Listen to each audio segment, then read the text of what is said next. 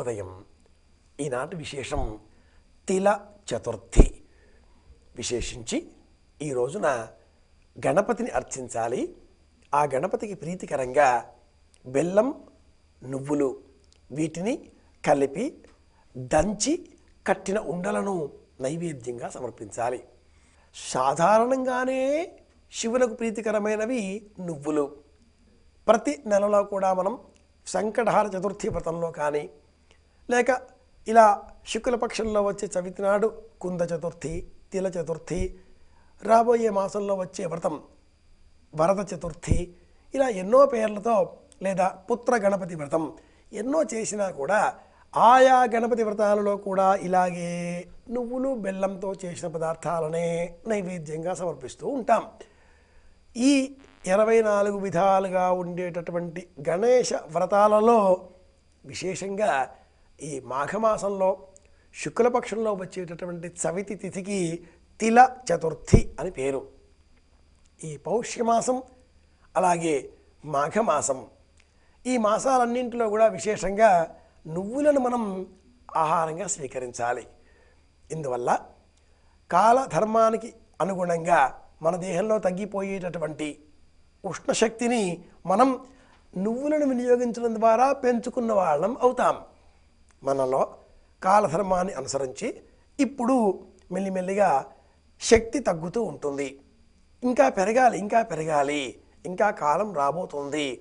సామాన్యంగా శివ హరహర అంటూ మహాశివరాత్రి నాటికి ఆ చలి వెనకడుగు వేస్తుంది అంటారు మన ప్రాంతాలలోని వాళ్ళు.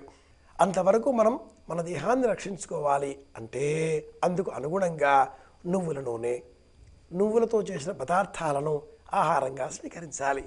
మన పండుగలలో, వ్రతాలలో, నోములలో ఉండేటటువంటి అంతరార్థం, ప్రయోజనం ఇదే. అంటే శరీరాన్ని మాత్రమే రక్షించుకోవడం కాదండోయ్, శరీరంతో పాటుగా మనస్సును కూడా రక్షించుకోవడం. ఏది ఆహారంగా స్వీకరిస్తామో స్వీకరించే ఆ ఆహారం వల్ల మనస్సు ఏర్పడుతుంది. ఆ మనస్సు ఏ పదార్థం తింటే ఆ పదార్థానికి అనుగుణంగా ప్రవర్తిస్తుంది. శరీరంలో ఇదమిత్తంగా మనస్సు ఇక్కడ ఉంటుంది అని చెప్పలేమే. అటువంటి మనస్సు తిన్న ఆహారానికి అనుగుణంగా రూపుదిద్దుకుంటుంది అంటుంది మన ఉపనిషత్ సారస్వతం. ఒకవేళ మనం తినే ఆ పదార్థం అభక్ష్యమైనటువంటిది, భోజనించడానికి వీలు కానటువంటిది, యోగ్యమైనటువంటిది కాదు, లేదా చోరత్వంతో సేకరించినటువంటిది, లేదా మనకు, మన దేహానికి, మన ప్రాంతానికి, మన తత్వానికి ఉపయుక్తమైనది కాదు అనుకుంటే అందువల్ల రోగం వస్తుంది దైహికంగా. అందుకంటే మించి ముందు మానసికంగా ఏమిటో మనసంతా కూడా అనీజీగా ఉంది అంటాం ఆంగ్లంలో. సాధారణంగా లేకపోవడం అనీజీనెస్ అంటాం ఆంగ్లంలో. అలా ఎందుకు అనిపించింది ఏమిటో మరి. అలా అనిపించడానికి కారణం ఏమిటి? మదిగో మనస్సే. మనం ఏం తింటామో ఆ తిన్న పదార్థం అది మనస్సుగా రూపుదిద్దుకుంటుంది. ఏదో తిన్నాం, ఎవరో ఉచితంగా ఇచ్చారు, ఊరికే వచ్చింది, లోన వేసేసాం. దాని ప్రభావం అది వస్తుగతంగా చూపుతుంది. మనస్సు సిద్ధం చేయడంలో కూడా ప్రభావంగా ఉంటుంది, ప్రభావశీలిగా వ్యవహరిస్తుంది. కాబట్టే సంప్రదాయం మనం ఏది తిన్నా కూడా ఆ తినే పదార్థాన్ని దైవానికి నైవేద్యంగా సమర్పించి స్వీకరించాలి అని చెబుతుంది. ఏ పదార్థం తిన్నా కూడా తినే కంటే పూర్వం దానిని పరమేశ్వరుడి ముందర పెట్టి గణపతి, విష్ణువు, శివుడు, పార్వతి ఏ దైవాన్ని మనం విశ్వసిస్తే ఆ దైవం ముందర అలా నైవేద్యంగా సమర్పించి ఆ పిమ్మట ఆ స్వామి ఆ పదార్థాన్ని వాయు రూపంలో స్వీకరించాడు, అనుగ్రహించాడు అనే విశ్వాసంతో స్థూల రూపంలో మనం ఆ పదార్థాన్ని స్వీకరిస్తాం.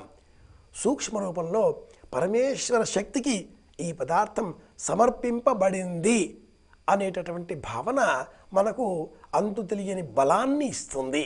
కనుకనే ఏం తీసుకునేదైనా కూడా ముందుగా ఆ పదార్థాన్ని పరమేశ్వరార్పణం, పరమేశ్వర అనుగ్రహం చేత నాకు ఇది లభించింది అని చెబుతూ పరమేశ్వరార్పణం అని చెప్పేసి ఆ పిమ్మట తీసుకుంటే ఆ పదార్థం మన మనస్సుకు బలాన్ని కలిగించేదిగా మారుతుంది.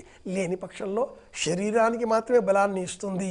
అందువల్ల దుర్వ్యసనాలు, దుష్టమైన భావనలు, కామక్రోధాది గుణగణాదులు ఇవన్నీ అలవడతాయి.